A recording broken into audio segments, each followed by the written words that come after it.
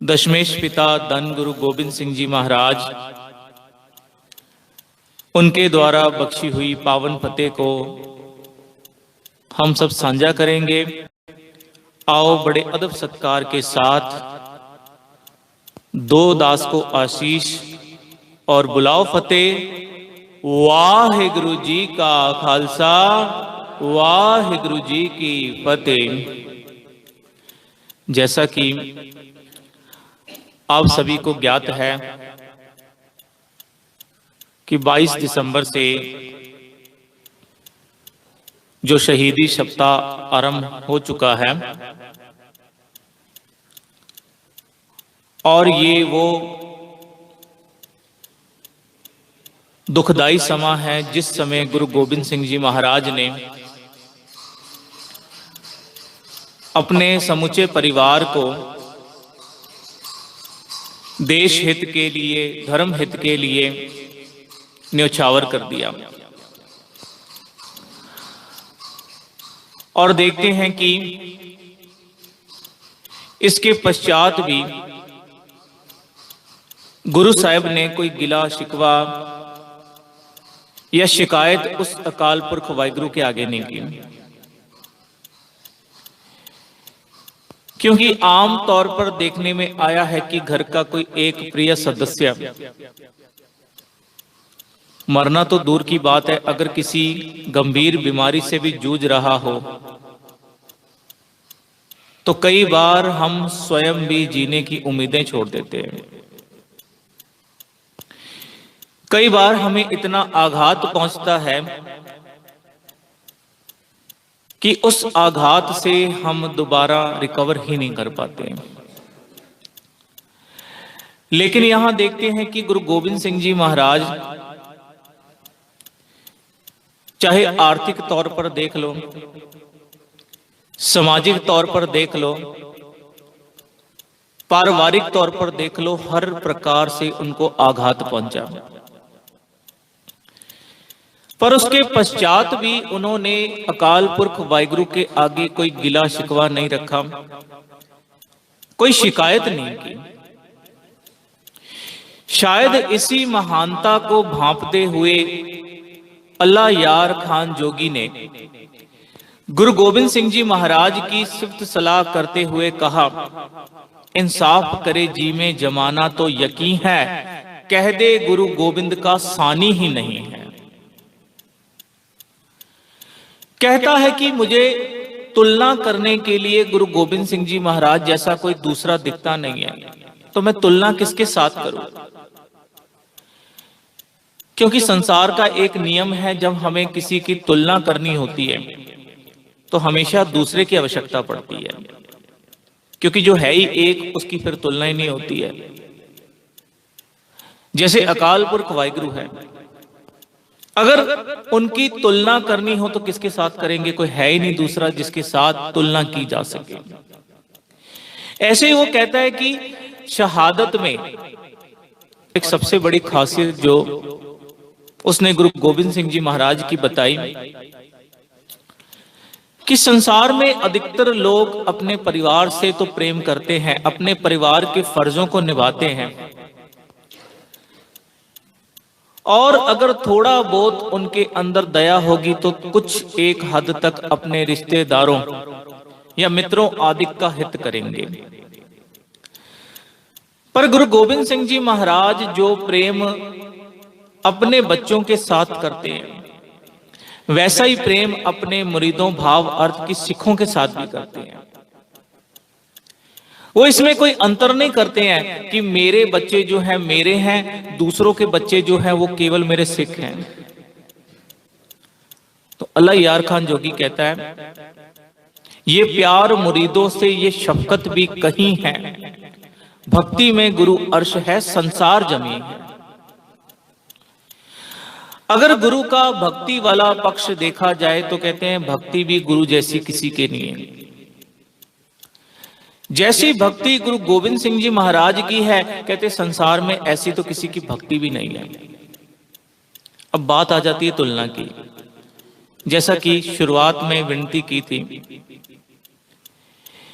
कि जब तुलना करनी होती है तो दो की आवश्यकता पड़ती है, एक की तुलना नहीं होती है। तो उसने कहना किया कि मान लो कि संसार को एक तरफ रखा जाए, एक व्यक्ति की बात नहीं की, सारे संसार की बात की। कहता मान लो सारे संसार को एक तरफ रख दिया जाए और दूसरी तरफ गुरु गोविंद सिंह जी महाराज की शख्सियत को रख दिया जाए, तो भी कहते हैं पता कितना अंतर रह जाएगा, जितना जमीन और आसमान का रह जाता है। कई बार होता है ना कि हम बहुत थोड़ा जानने वाले को और एक बहुत ज्यादा जानने वाले को आपस में जोड़ते हैं, उसकी तुलना करते हैं, तो समझदार व्यक्ति क्या कह देता है कि भाई दोनों में जमीन आसमान का फर्क है। तो यहां किसी एक व्यक्ति की बात नहीं की, कहते पूरे संसार की भक्ति को अगर एक तरफ कर दिया जाए और दूसरे तरफ गुरु गोविंद सिंह जी महाराज को देखा जाए, तो कहते फिर भी जमीन आसमान का फर्क होगा, 19-20 का नहीं। और गुरु गोविंद सिंह जी महाराज की तुलना करूं तो करूं किसके साथ, क्योंकि आज तक तो हम दो पैमानों पर जीते हैं।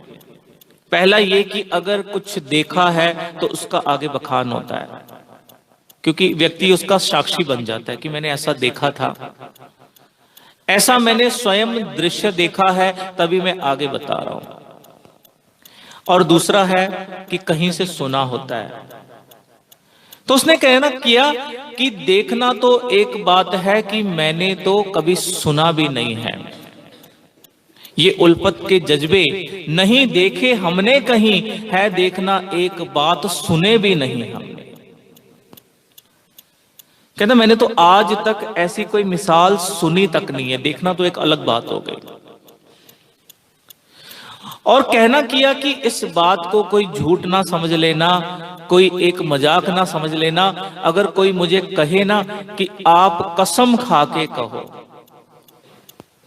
आप उस खुदा की कसम खाओ, तब हम मानेंगे। वो कहते मैं कसम खाने के लिए भी तैयार हूं। तो कहना किया करतार की सौगंध है, नानक की कसम है, जितनी हो गोविंद की तारीफ वो कम है। और मैं क्या तारीफ करूं, क्या मैं हालात बयान करूं, क्या मैं उपमा गाऊं। कहते हैं कि अगर संसार में सारे समुद्र की स्याही बना लूं मैं, और बिना एक पल भी गवाए मैं उपमा लिखनी शुरू कर दूं। अब ये कह कौन रहा है? ये कोई गुरु नानक नाम लेवा नहीं है। चलो गुरु नानक नाम लेवा होगा तो हो सकता है भावना में बह के कह देता होगा। हमें लगता है ना कि चलो गुरु नानक नाम लेवा है, गुरु का कोई सिख है तो अपने गुरु की सिफत कर रहा है। नहीं, ये अल्लाह यार खान जोगी कह रहा है। कहता है अगर मैं सारे संसार की स्याही को, सारे संसार का जो समुंदर है उसकी स्याही बना लूं और निरंतर लिखना आरंभ कर दूं बिना रुके, तब तक लिखूं जब तक समुंदर पूरा सूख ना जाए, तो भी कहते हैं मैं गुरु की उपमा नहीं ले सकता। हरचंद मेरे हाथ में पुरजोर कलम है, सतगुरु के लिखूं वसफ कहां ताबे रकम है। मेरे अंदर इतनी ताकत कहां है कि मैं गुरु को पूरा पूरा बयान कर सकूं। और कहता है कि गुरु तो इतना विशाल, इतना गहरा समुंदर है कि जिसका कोई पारावार भी नहीं है। एक आंख से बुलबुला क्या कुल बहर को देखे, साहिल को या मंझदार को या लहर को देखे। कि गुरु का कोई पारावार नहीं है। गुरु इतना असीम है कि उसका तो दूसरा किनारा, दूसरा छोर कहां है वो भी नहीं पता। गुरु कितना गहरा है उसकी गहराई को मापा नहीं जा सकता। कहता मैं तो एक जैसे बच्चा होता है ना कि सागर किनारे खड़ा होके लहरों को देखता है, कहते मैं एक पल में क्या कर सकता हूं, लहरें देख सकता हूं। मेरी आंखों में ऐसी कोई दूर दृष्टि नहीं है कि मैं दूसरा किनारा देख सकूं, ऐसी मेरी समझ नहीं है कि मैं गहराई को समझ सकूं। तो ऐसे धन गुरु गोविंद सिंह जी महाराज, जिन्होंने इस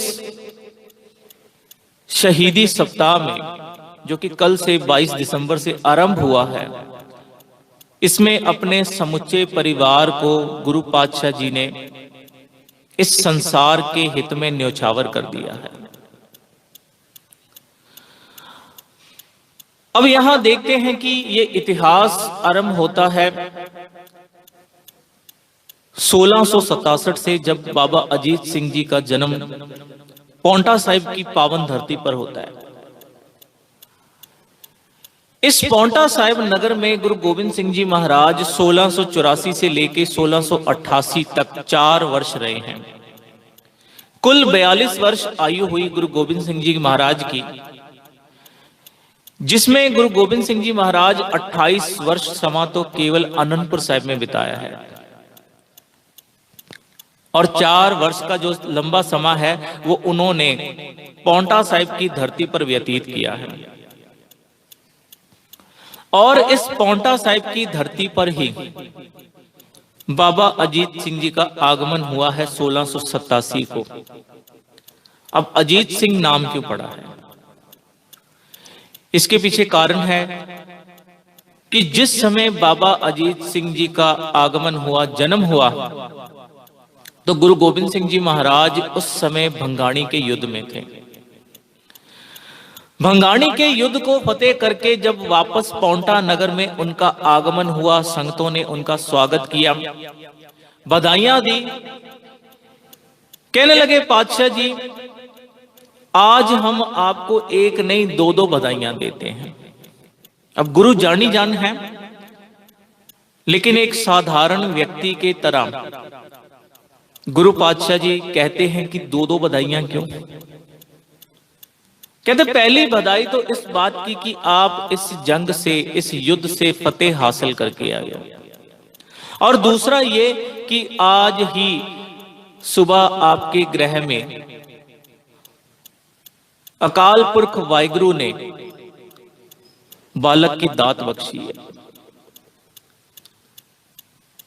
तो गुरु गोविंद सिंह जी महाराज मुस्कुरा के कहते हैं जहां हम इस भंगाणी के युद्ध से विजय प्राप्त करके आए हैं, अजीत होके आए हैं, कहते वहां हमारे साहिबजादे का नाम भी अजीत सिंह होगा। इसके बाद 3 साल का समय और बीता, 1690 ईस्वी आ चुकी है। 1690 ईस्वी को बाबा जुझार सिंह जी का आगमन हुआ, और इस बार जो स्थान है वो है श्री आनंदपुर साहिब। जैसा कि दास पहले भी अर्ज कर चुका कि 4 वर्ष गुरु गोविंद सिंह जी महाराज पांवटा साहिब की धरती पर रहे, 1684 से लेकर 1688 ईस्वी। अब आ चुका है 1690, तो गुरु गोविंद सिंह जी महाराज के गृह में अभी दूसरे साहिबजादे का जन्म हुआ, जिनका नामकरण किया गया जुझार सिंह। और इसी तरह लड़ीवार 1696 में बाबा जोरावर सिंह जी, और 1699 के शुरुआत में बाबा फतेह सिंह जी का जन्म हुआ है। अब 4 साहिबजादे एक स्थान पर हैं, और स्थान है श्री आनंदपुर साहिब। और यहीं पर देखते हैं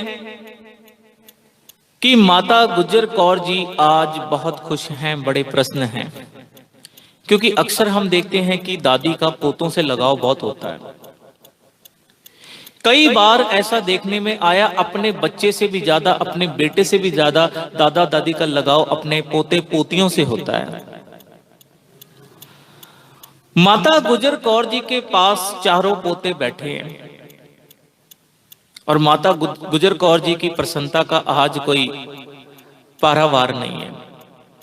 गुरु गोविंद सिंह जी महाराज पूछना करते हैं कि माता जी बड़े प्रश्न नजर आ रहे हो, आज इस हाथ में ब्याह के आई, तो ब्याह के 33 साल तक मैं संतान के लिए तरसी हूं। मुझे पता है कि संतान ना होने का दुख क्या होता है, पर उस अकाल पुरख वाहिगुरु की रजा में रहते हुए मैंने कोई कभी गिला शिकवा नहीं किया। पर आज उस अकाल पुरख वाहिगुरु ने मुझे इतना संपन्न बना दिया कि मेरे खुद की संतान के घर में आगे 4 संतानें हैं, तो मैं खुशी क्यों ना मनाऊं? क्यों ना मैं अपनी खुशी का इजहार करूं? तो देखते हैं कि इसी तरह समा बीतता जाता है और वो फिर दुखदाई समा आता है जिसकी विचार अब हम करने जा रहे हैं। 1704 ईस्वी को लंबे घेराव के बाद लगभग 8 महीने का लंबा घेराव है अनंतपुर किले को, और देखते हैं कि इस लंबे घेराव के बाद गुरु गोविंद सिंह जी महाराज ने आज हमेशा के लिए इस अनंतपुरी नगरी को अलविदा कहने की ठान ली है। क्योंकि इसके पीछे कारण यह था कि बाहर की जो सेना है, जिसमें मुगल सेना भी है, 22 के राजा भी हैं, उनकी सेनाएं हैं। 8 महीने के लंबे घेराव के बाद भी जब कोई हल नहीं निकल रहा था, तो इन्होंने झूठी कस्में खाकर गुरु साहिब जी को कहा कि आप किला छोड़ दो, हम आप पर किसी प्रकार का कोई हमला नहीं करेंगे, किसी प्रकार का कोई आपको नुकसान नहीं पहुंचाएंगे। तो कुछ सिखों ने कहना किया कि गुरु पातशाह जी, इनकी कस्में झूठी हैं। गुरु पातशाह जी कहते हैं कि मैं जानता हूं कि ये अपनी कसमों पर पूरे नहीं उतरेंगे, ये अपनी कसम तोड़ेंगे, पर क्या करूं, जिस धर्म की आड़ लेकर इन्होंने कसम खाई है ना, मैं नहीं चाहता कि आने वाले समय में लोग उन धार्मिक वस्तुओं की, उन धार्मिक चिन्हों की कस्में खाना बंद कर दें और उनका धर्म से विश्वास ही उठ जाए। मैं केवल इनके धर्म की आन बचाने के लिए, इनके धर्म पर कोई किंतु परंतु ना, हस्तक्षेप ना हो, तो कहते उसके लिए मैंने इनकी बात मानी है। पता मुझे भी है कि इन्होंने अपनी कसमों पर पूरा नहीं उतरना है। शायद मुझे लगता है इसी कारण से गुरु गोविंद सिंह जी महाराज ने जब 52 हुक्मनामे लिखे ना, तो उसमें एक बात कही थी कि कसम खाने वाले पर एतबार नहीं करना। आज हम लोग बहुत जल्दी कसम खा लेते ना, मैं गुरु साहिब की कसम खाता हूं, मैं इसकी कसम खाता हूं। अगर कोई कसम खा रहा है, कहते कसम खाने वाले पर एतबार ही नहीं करना है। क्योंकि जो छोटी छोटी बातों पर गुरु की कसम खा ले, छोटी छोटी बातों पर माँ बाप बच्चों की कसम खा ले, कहते ऐसे व्यक्ति पर एतबार नहीं करना कभी। क्योंकि कई लोगों ने धर्म की आड़ में कस्में खाकर खुद को सच्चा साबित करने की कोशिश की, लेकिन वो सच्चा तो नहीं हो जाएगा ना।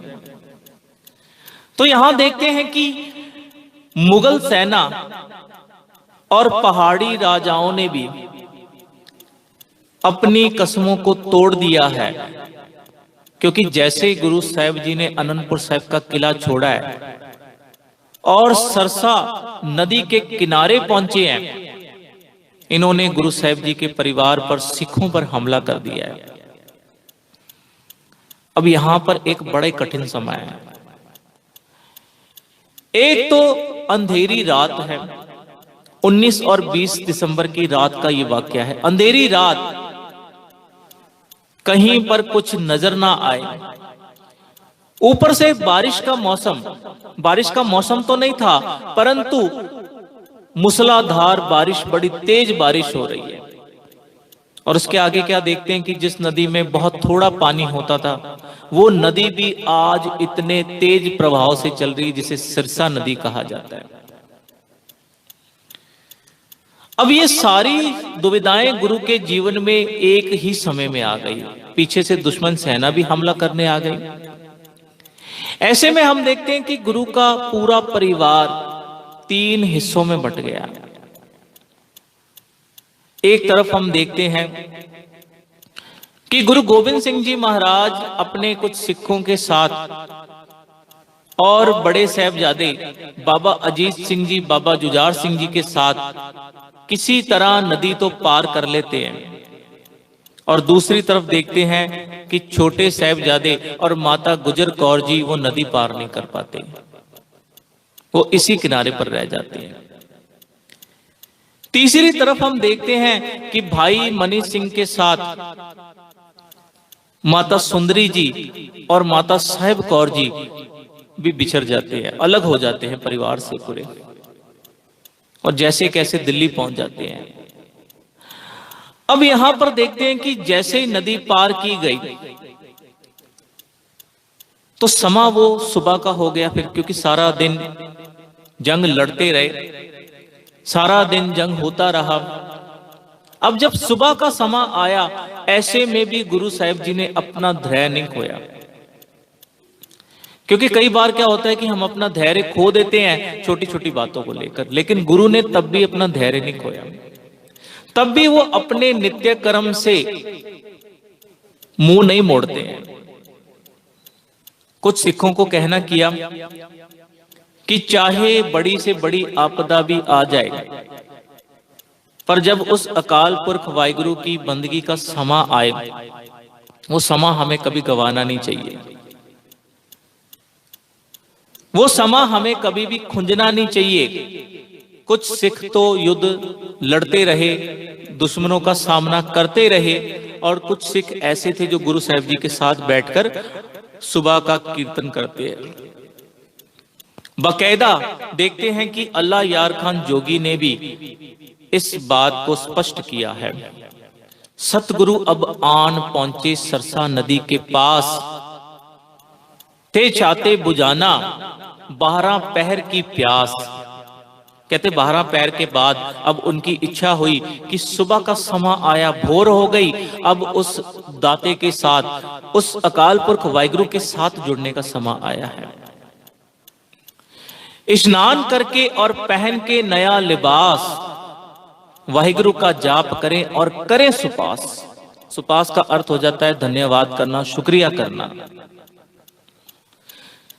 कहते हैं कि जपजी का जाप करना जरूर था, ग्रंथ पढ़ के बराना सरूर था। कि ऐसे नाजुक हालत में भी गुरु ने, कहते हैं कि सुबह जपजी साहिब का जाप का पाठ किया, नितनेम संपूर्ण किया। अब सर पे वक्त आ गया आशा की वार का, मनसा ब कलगीधर के दिलो बेकरार का। मौका मिले तो कर ले बंदगी, मौका मिले तो कर ले भजन करदगार का।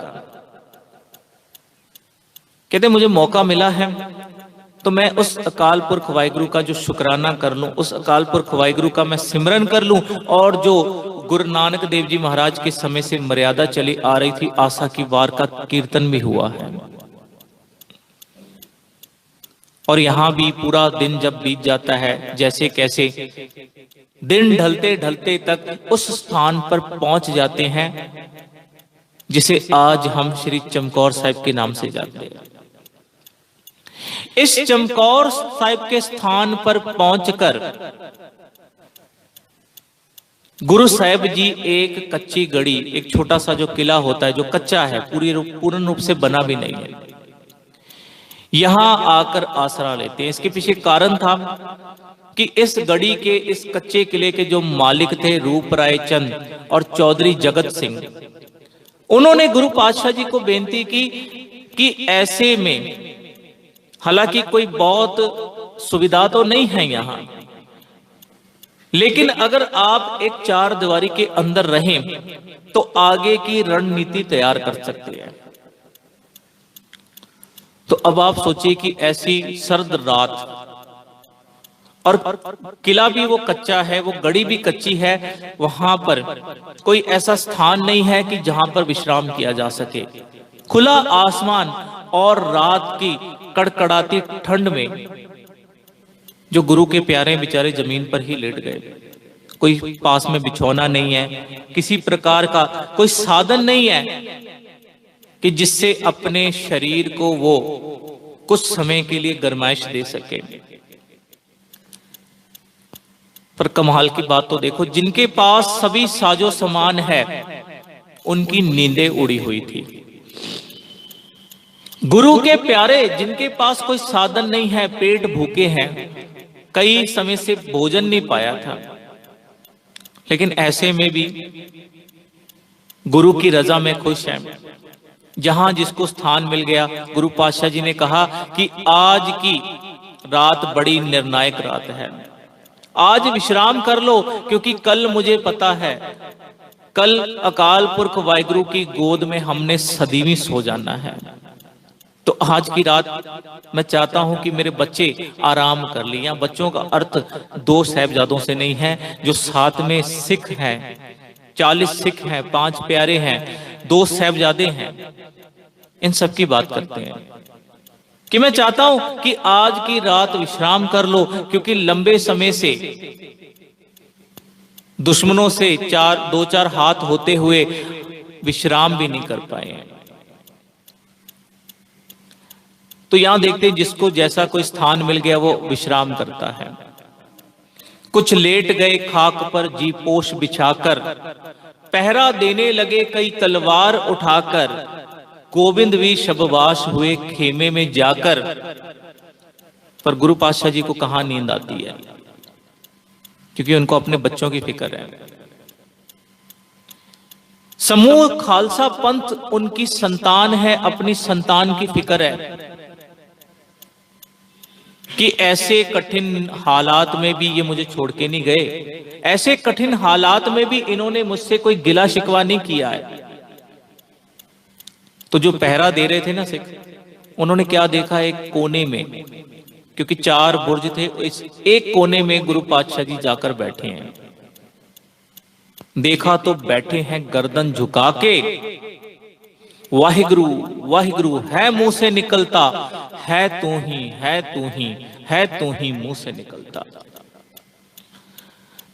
वहां जाकर भी क्या देखते हैं कि गुरु पातशाह जी उस अकाल पुरख वाहिगुरु के सिमरन में जुड़े हुए हैं, कोई गिला शिकवा नहीं कर रहे, सिमरन में जुड़े हुए हैं। 1:30 पहर का जब समय बीता तो वापस खुले में आए गुरु गोबिंद सिंह जी महाराज। 1:30 घड़ी रात गई जब जिक्रे खुदा में, खेमे से निकल आए सरकार हवा में। कदमों से टहलते थे मगर दिल था दुआ में, बोले ए खुदावंद खुश हूं तेरी रजा में। मैं कहता हूं कितना बड़ा हृदय होगा कि ऐसी कठिन परिस्थिति में भी गुरु पातशाह जी धन्यवाद कर रहे हैं, कहते खुश हूं तेरी रजा में, मुझे कोई तकलीफ नहीं है। क्योंकि कई बार हम क्या करते हैं कि छोटी छोटी बातों पर परमात्मा को उलाना देते हैं, परमात्मा के आगे हम गिला शिकवा करते हैं।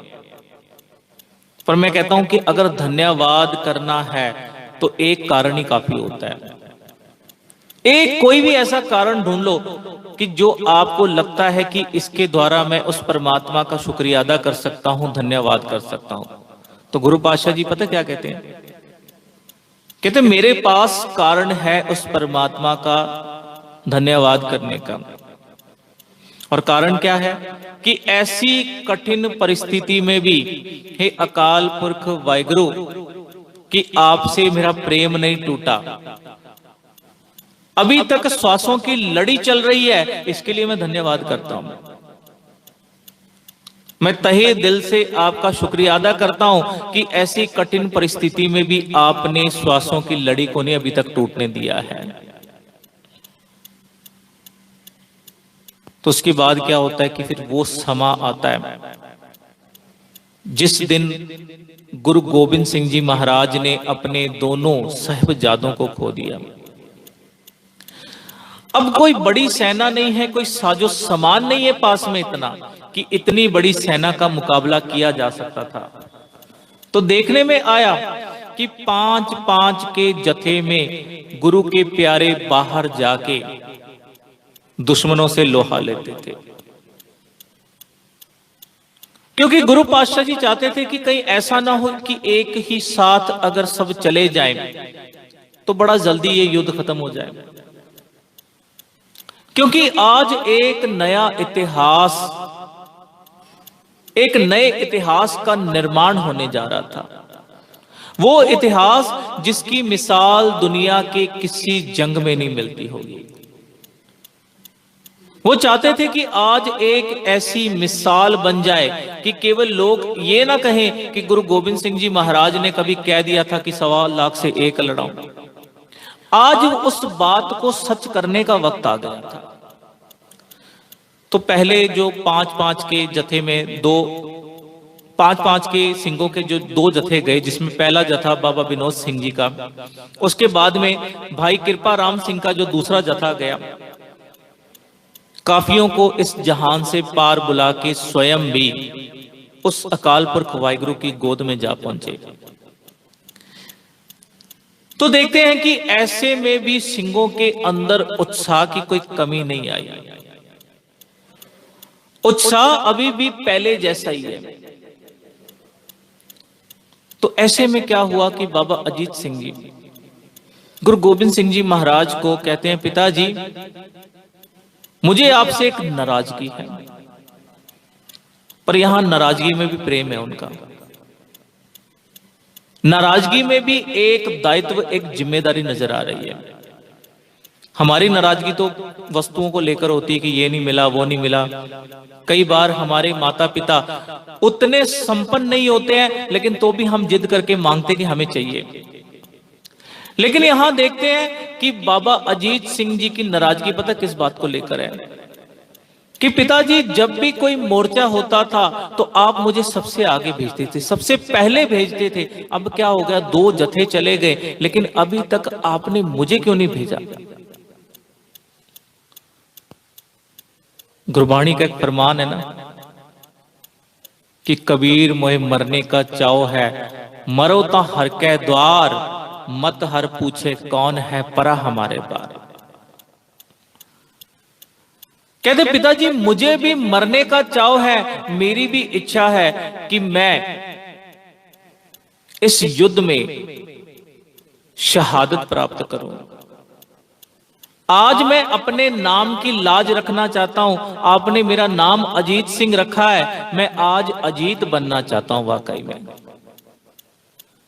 तो गुरु पातशाह जी कहते हैं कि अगर मैं स्वयं तुम्हें कहता ना कि जाके तुम युद्ध में लड़ो, तो आने वाला इतिहास ये कहता कि अपनी जिद पूरी करने के लिए गुरु ने बच्चों को दांव पे लगा दिया। पर मैं अब पूरी तरह से ऋण मुक्त हो गया हूं, पूरी तरह से मैं चिंता से मुक्त हो गया हूं, क्योंकि अब मैं निश्चिंत होकर तुम्हें भेज सकता हूं। मैं चाहता था कि ये शब्द तुम स्वयं कहो, मैं इसी इंतजार में था कि तुम्हारे मुख से ये बात निकले और मैं तुम्हें भेजूं। तो देखते हैं कि बाबा अजीत सिंह जी, आयु तो कोई इतनी बड़ी नहीं है, लेकिन युद्ध कला में बड़े निपुण हैं, क्योंकि इसके पहले भी उन्होंने 2 युद्धों में भाग लिया था। आयु तो बहुत छोटी थी तभी, और निर्मोहगढ़ का युद्ध था, उसके बाद में तारागढ़ का युद्ध हुआ, और अब ये उनके जीवन का तीसरा युद्ध था। तो देखते हैं कि बाबा अजीत सिंह जब बाहर आए, कईयों को जख्मी कर दिया, कईयों को इस जहान से पार बुला दिया। जब तीर खत्म हुए तो कृपान से युद्ध करना आरंभ कर दिया, और एक ऐसा समय आया, कहते कृपान भी टूट गई। तो अचानक हाथ में एक डंडा आया, उस डंडे से ही कईयों को इस जहान से पार बुला दिया। आखिर में वो डंडा भी टूट गया। और ऐसे में हम देखते हैं कि बाबा अजीत सिंह जी पर एक साथ कई वार हो जाते हैं, और उनका शरीर चमकौर के उस रण में पड़ा हुआ है। मैं कहता हूं उस पिता का दिल देखो कि हमें अगर कभी खबर भी मिल जाती है ना कि हमारे बच्चे के साथ, हमारी आंखों के सामने नहीं है, कहीं दूसरे स्थान पर अगर ये खबर भी मिल जाए कि श्वास तो भी चल रहे हैं, जीवित है, लेकिन कोई हादसा हो गया है, तो हम बर्दाश्त नहीं कर पाते हैं। लेकिन गुरु गोबिंद सिंह जी महाराज के आंखों के आगे उनके साहिबजादे का शरीर पड़ा हुआ है, लेकिन ऐसी स्थिति में भी गुरु साहिब जी जो है डगमगाते नहीं है। ऐसी स्थिति में भी सिंहों को कहना करते हैं कि जब पहले 2 जत्थे गए तो आप लोगों ने बड़े जयकारे लगाए, अब मेरा अजीत सिंह शहादत को प्राप्त हुआ है, जयकारे क्यों नहीं लगाते हो। मैं चाहता हूं कि जो जयकारे आपने पहले जत्थों की शहादत पे लगाए वो अजीत सिंह की शहादत पे भी लगाओ, लेकिन गड़ी में खामोशी चाहिए। किसी में इतनी हिम्मत नहीं है कि वो जयकारा लगा सके। धन गुरु गोविंद सिंह जी महाराज स्वयं जयकारा लगा के कहते हैं कि नहीं, ऐसा नहीं चलेगा। मैं चाहता हूं कि मेरे अजीत सिंह को भी वो रुतबा मिले जो पहले जत्थों को मिला है। अब यहां देखते हैं दूसरे साहिबजादे बाबा जुझार सिंह जी पिता के आगे फरियाद करते हैं कि पिताजी, मेरा भाई के बिना रहना बड़ा मुश्किल है, क्योंकि मैं बचपन से भाई के साथ रहा हूं। मैंने अपने जीवन का तकरीबन अधिक हिस्सा अपने भाई के साथ गुजारा है, तो मुझे आज्ञा दीजिए मैं भी जाऊं जंग में। मैं भी अपने भाई के पास जाना चाहता हूं। अब यहां पर गुरु गोविंद सिंह जी महाराज का मन थोड़ा भरा है, क्योंकि आमतौर पर हम देखते हैं कि पहले गुरु से लेकर 10वें गुरु तक का जो भी हम इतिहास सुनाते हैं ना, केवल एक पक्ष बताते हैं गुरु का, लेकिन गुरु संपूर्ण है। गुरु के अंदर जहां हम देखते हैं कि जज्बा है, बहादुरी है, वहां गुरु के अंदर एक पिता वाला हृदय भी है। गुरु साहिब जी का मन थोड़ा भर आया है, इस वजह से नहीं कि अपने पुत्र के प्रति मोह है, अपने पुत्र को खोना नहीं चाहते, बल्कि एक जो पिता का फर्ज होता है, पिता का प्यार होता है, आज वो उमड़ आया है। अल्लाह यार खान जोगी बड़ा सुंदर यहां दृश्य पेश करता है। भराई सी आवाज से बोले गुरु गोविंद, पाला है तुम्हें नाज से बोले गुरु गोविंद, नहीं रोका आगाज से बोले गुरु गोविंद, उस छोटे से जाबाज से बोले गुरु गोविंद, आओ तने पाक पर हथियार तो सजा दूं, छोटी सी कमा नन्ही सी तलवार तो सजा दूं। कहते हैं कि तुम्हें हमने इतने नाजों से राजकुमारों की तरह पाला है, और हमें यह भी पता है कि आज तुम जाओगे तो वापस नहीं आओगे, पर आने जाने से पहले मेरी इच्छा है कि कम से कम तुम्हें गले से तो लगाऊं, तुम्हारा मस्तक तो चूम लूं, क्योंकि यहां पर परिवार का और कोई सदस्य है भी नहीं है, ना मां है यहां पर, ना दादी है, ना तुम्हारे छोटे भाई हैं। तो देखते हैं कि ऐसे में गुरु पातशाह जी फिर आज्ञा बख्शते हैं और जाते जाते एक ताकीद करते हैं बाबा जुझार सिंह जी को कि जैसे तुम्हारे भाई अजीत सिंह ने अपने नाम की लाज रखी है, वैसे तुमने अपने जुझार होने की लाज रखनी है। देखना बेटा, कहीं ऐसा ना हो कि बिना जूझे, बिना संघर्ष किए शहीद हो जाओ। जूझ के शहीद होना है, संघर्ष करके शहीद होना है, क्योंकि तुम्हारे नाम का मतलब ही संघर्ष करना है। तो यहां अल्लाह यार खान जोगी कहता है कि जब फतेह गजाकर जुझार आए रण में, हर शेर भगेला नजर आने लगा वन में, नन्ही सी कजा बोली आई हूं शरण में। बाबा जुझार सिंह जी कहते हैं मौत को आवाज मारते हैं, लोग तो मौत से भागते हैं, मौत को आवाज मार के कहते हैं मैं तेरी शरण में आया हूं, जहां तूने मेरे भाई को भेजा है मुझे भी वहां ले चल। तो यहां देखते हैं कि बाबा जुझार सिंह पहले हमले में 10-20 को जख्मी कर देते हैं, लेकिन खुद भी कदम उनके लड़खड़ा जाते हैं। तो ऊपर से ही गुरु गोविंद सिंह जी महाराज ने जो घेरा एक पड़ गया था बाबा जुझार सिंह को, उस घेरे को तीरों की वर्खा करके तोड़ा है, और बाबा जुझार सिंह को ऊपर से ही कहना किया कि अपने नाम की लाज रखनी है, जूझ के शहीद होना है। फिर जैसे कैसे बाबा जुझार सिंह दोबारा संभले हैं। 10-20 को जख्मी किया, 10-20 को मारा, इस एक हमले में एक ने 21 को मारा, खनास को मारा, कभी इबलीस को मारा, गुल मच गया एक तिफल ने 40 को मारा। अब है तो छोटी सी आयु, 13-14 वर्ष की आयु है, लेकिन कहते एक ही हमले में, पहले ही हमले में 40 को इस जहान से पार बुला दिया। तो हर जगह हड़कंप मचा हुआ है। दुश्मन सेना के फौजी कहते हैं कि इनसे बच के लड़ो, बच बच के लड़ें, कलगीधर के पिसर से, ये नीमचा लाए हैं गुरु जी की कमर से। कहते गुरु ने जो छोटी एक कटार दी ना अपने कमर में रखा करते थे, उस कटार से कईयों को इस जहान से पार बुला दिया। फिर एक वो भी निर्णायक समा आया, एक वो भी दुख की घड़ी आई कि जब बाबा अजीत सिंह जी की तरह कईयों से जूझते जूझते अपने नाम की लाज रखते हुए चमकौर के उस मैदान में शरीर जो है शांत पड़ा हुआ है। कई सिखों ने कहना भी किया, पातशाह जी हमसे ये दृश्य देखा नहीं जाता है, जैसे कैसे हम बाबा अजीत सिंह जी और बाबा जुझार सिंह जी के शरीर को इस किले के अंदर, इस कच्ची गढ़ी के अंदर ले आए। गुरु पातशाह जी ने साफ मना कर दिया, कहने लगे नहीं, अब ऐसी कठिन परिस्थिति में भी गुरु साहब जी का धैर्य खोया नहीं है।